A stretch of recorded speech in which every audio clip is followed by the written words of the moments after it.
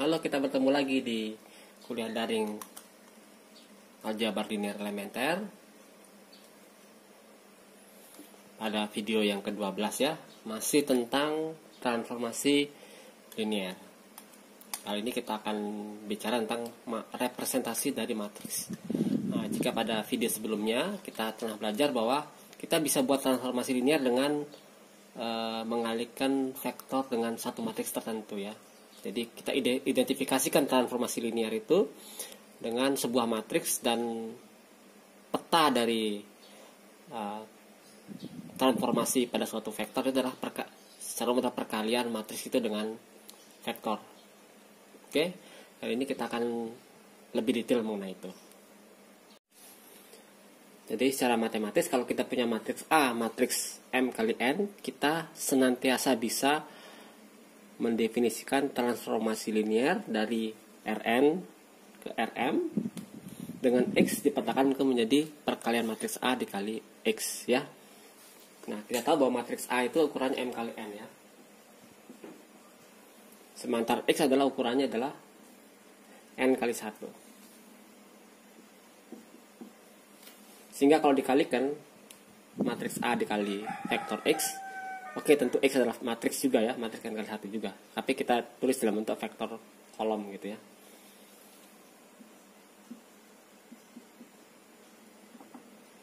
Itu akan menjadi matriks M kali 1 atau dengan katanya adalah vektor di Rm. Jadi senantiasa bisa. Nah, pertanyaan sebaliknya, apakah kita punya matriks setiap kita mendefinisikan transformasi linear? Artinya apa? Kalau kita punya matriks, kita bisa definisikan pemetaan linear, transformasi linear ya. Sebaliknya, kalau kita punya transformasi linear, bisa nggak kita dapatkan suatu matriks sehingga transformasi linear itu ya bentuknya tidak seperti ini? Ya, jawabannya bisa ya. Tapi buktinya mungkin akan kita bahas pada mata kuliah aljabar linear. Kalau pada aljabar linear elementer, saya akan hanya berikan metodenya ya untuk menemukan matriksnya kayak bagaimana. Oke, misalkan saya punya transformasi linear dari R3 ke R2 yang memetakan X1, X2, X3 ke X1 tambah X2, 2X3. Oke, dengan kata lain kalau kita punya vektor 1, 1, 1 di R3 akan dipetakan menjadi 2, 2 ya. Karena 1 tambah 1 ini ya. Ini 2 kali X3. X3 nya 1. Nah, kita tahu di R3 itu kita punya basis standar ya. Yaitu basis yang di sumbu X, sumbu Y, dan sumbu Z ya. Yaitu 1, 0, 0, 0, 1, 0, dan 0, 0, 1. Nah, caranya adalah kita tulis vektor X1, X2, X3 ini sebagai kombinasi linear dari vektor-vektor di basis ya. Jadi kalau saya namakan ini biar gampang. E1, E2, E3 ya. Nah, ini kita namakan X ya. Akibatnya X adalah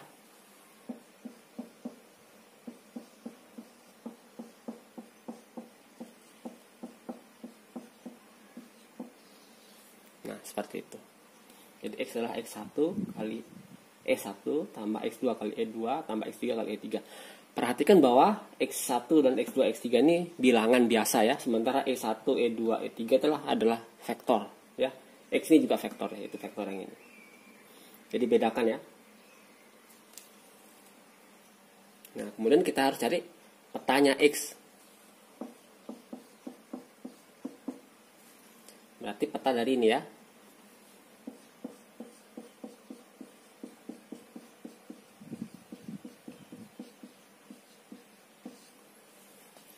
Nah, karena dia transformasi linear, maka ini bisa ditulis dalam bentuk transformasi yang pertama tambah yang kedua tambah yang ketiga ya.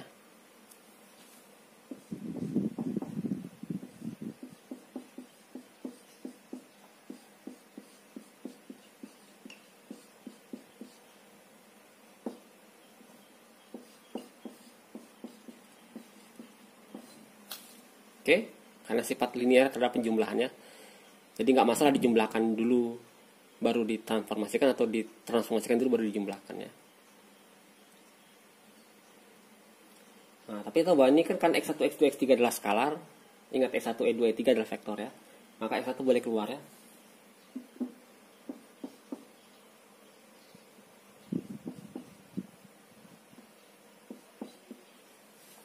Ya, jadi kita punya seperti ini. Oke, nah kita kembali ke basisnya. E1, E2, E3 kan vektor di R3, otomatis punya peta ya, terhadap T ya.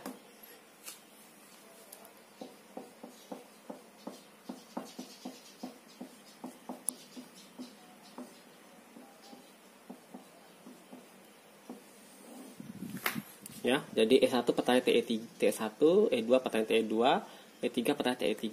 Ya, petanya ya mudah ya. Yang pertama ini adalah 1 0 ya.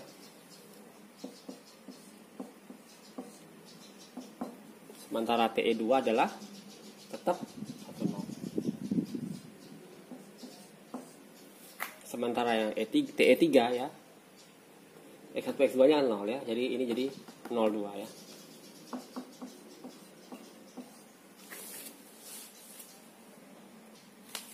Nah, sehingga kita bisa mendefinisikan matriksnya itu.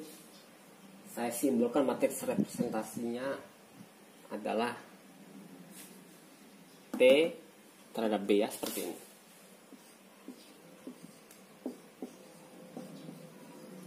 Nah, maka matriks representasi dari transformasi T adalah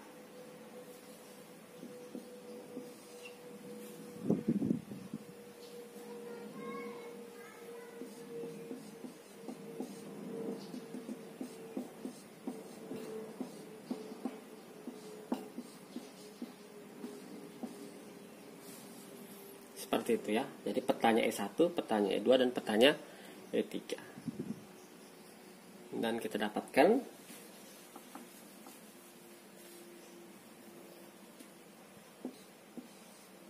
petanya TE1 adalah 1 0, peta TE2 adalah 1 0 juga. Sementara petanya E3, maksudnya petanya E1, petanya E2, petanya E3 adalah 02. Jadi kita punya matriks 1 0 0 0 2 ya. Oke, kemudian kita bisa tes dengan vektor 1 1 tadi ya.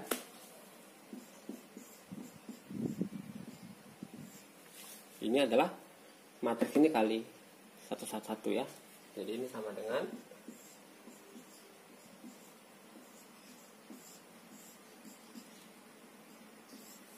ya. Dan kalau kalian dapat hitung perkalian matriks, dua matriks itu akan dapat hasilnya 2 ya. Dan itu sama dengan yang kita gunakan ini cara langsung ya. Jadi kita dapatkan suatu representasi dari matriks. Jadi kalau kita punya transformasi linear, ternyata kita bisa temukan matriksnya, sehingga transformasi linear itu tidak lain adalah matriks representasinya dikalikan dengan vektor di domainnya. Oke, secara umum kalau kita punya transformasi dari Rn ke Rm, di mana kita bisa pilih basis standar ya, dari Rn adalah E1, E2 sampai N, itu kita bisa menemukan matriks ya. Jadi misalkan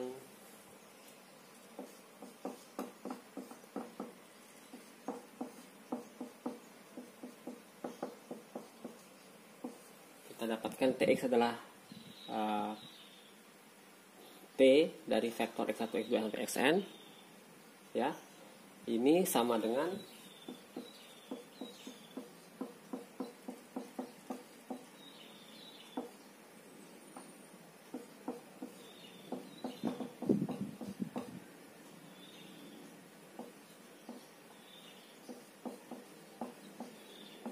ya.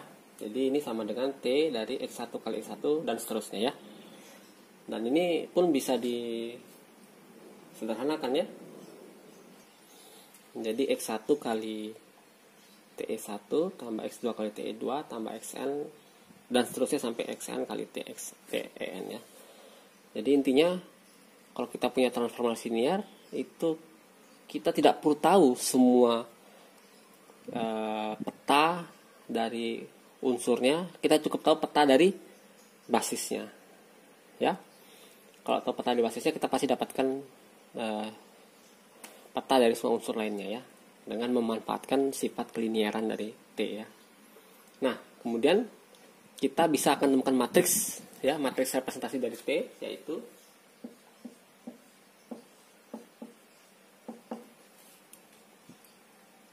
ini adalah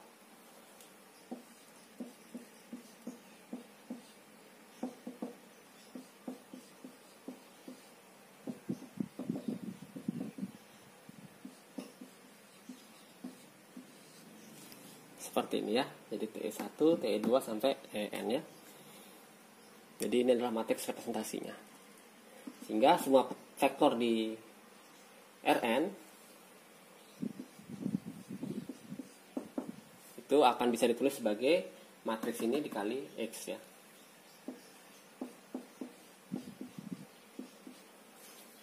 Oke. Nah, bagaimana kalau kita ambil basis yang berbeda? Untuk basis yang berbeda, kita akan dapatkan matriks representasi lainnya, ya, yang akan berbeda gitu. Dong hasilnya berbeda, ya hasil berbeda, tapi untuk aljabar linear elementer, saya hanya fokus di matriks representasi menggunakan basis standar, ya. Kita akan pelajari lebih lanjut di aljabar linear bahwa basisnya bisa berbeda, tapi sebenarnya hasilnya bakal sama. Oke? Tapi itu akan terpelajari semester depan ya. Jadi sekarang kita dapatkan dulu matriks representasi dari suatu transformasi linear dengan menggunakan basis standar. Oke, kamu mungkin pada video sebelumnya pernah, atau bukan pernah lagi ya, saya setelah memberikan definisi dari Kerte ya. Jadi kalau kita punya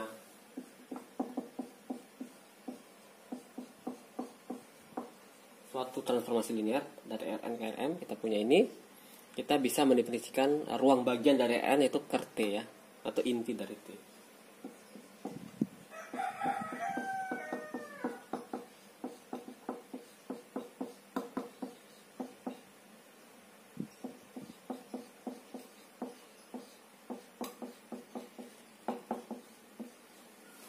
Seperti itu. Oke. Sekarang kita kaitkan dengan matriks representasi ya. Jadi karena bentuknya seperti ini, jadi bisa saya tulis sebagai ya.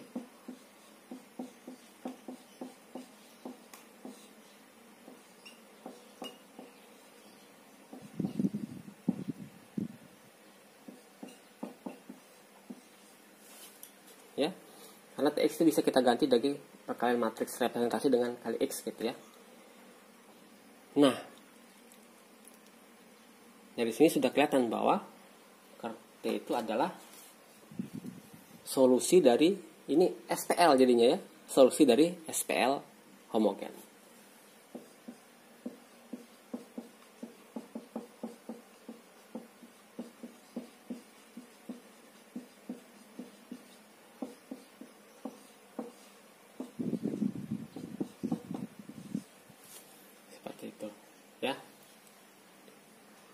Nah, selain itu kita juga kemarin belajar tentang image atau im dari T ya.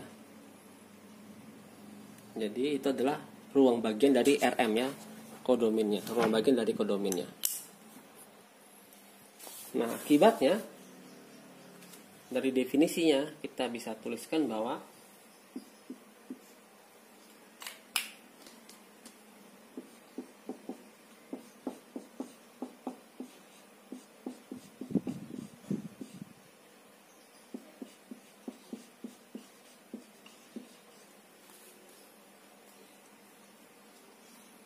Nah, di mana kemudian TX ini kita ganti.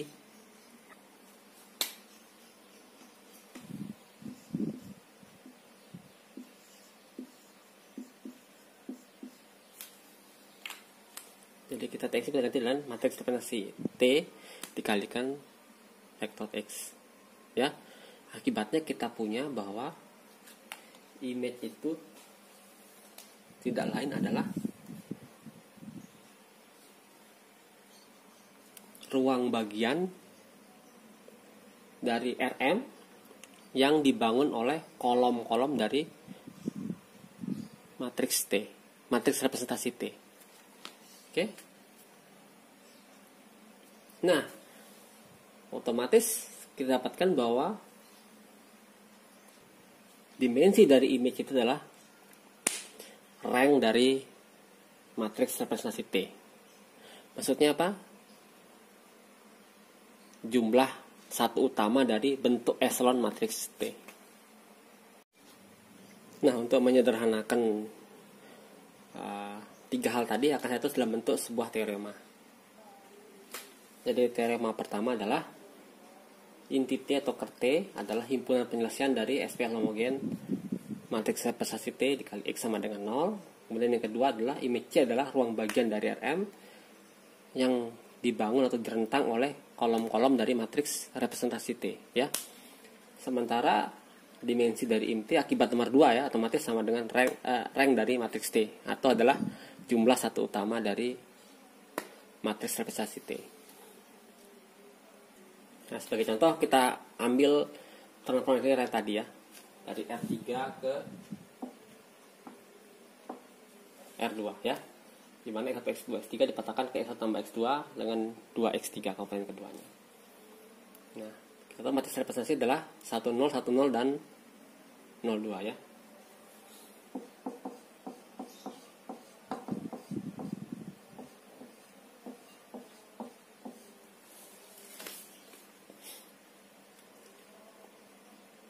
Nah, untuk mencari intinya kita cari SPL homogennya ya.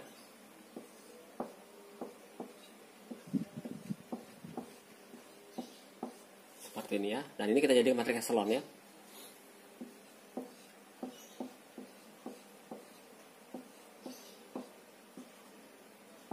Itu dengan membagi 2 ini dengan baris kedua dengan 2 ya, biar menjadi 1. Jadi matriks echelon ya.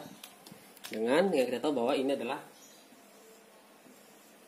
2 buah satu utama. Jadi rank dari inti atau dimensi dari IM, kok inti sih, rank dari image atau dimensi dari image T adalah 2 ya.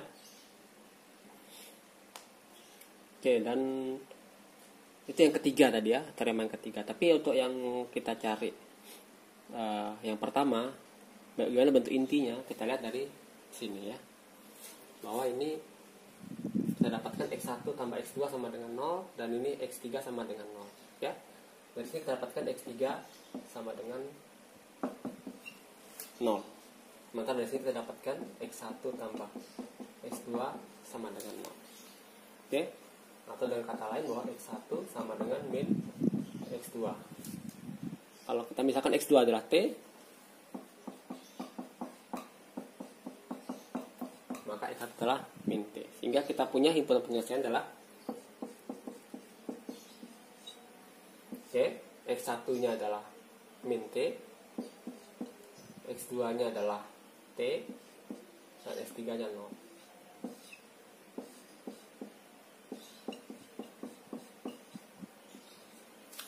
Ya, atau dengan kali ini bisa kita keluarkan ya, seperti itu. Oke, ini adalah himpunan penyelesaiannya. Atau dengan kata lain, menurut teorema tadi adalah kernel dari T. Saya kira jelas. Jadi kita dapatkan yang pertama tadi, kernelnya T adalah ini, kemudian dari dimensi dari image-nya adalah 2 ya. Tapi kita belum dapatkan image-nya kayak gimana. Ya. Image-nya kita dapatkan bahwa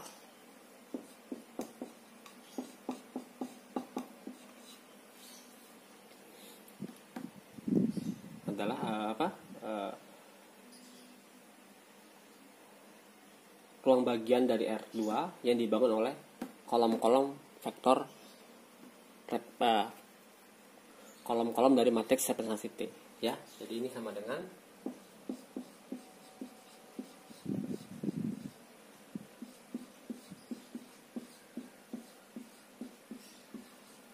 seperti itu, ya. Atau mungkin kalian lebih tertarik nulis seperti ini.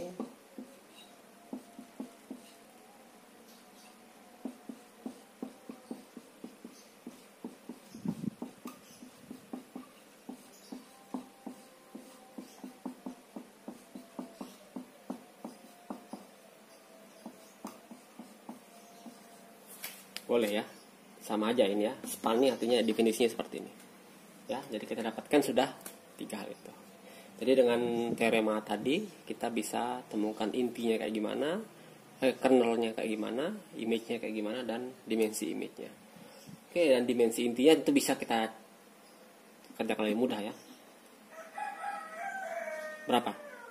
1 ya.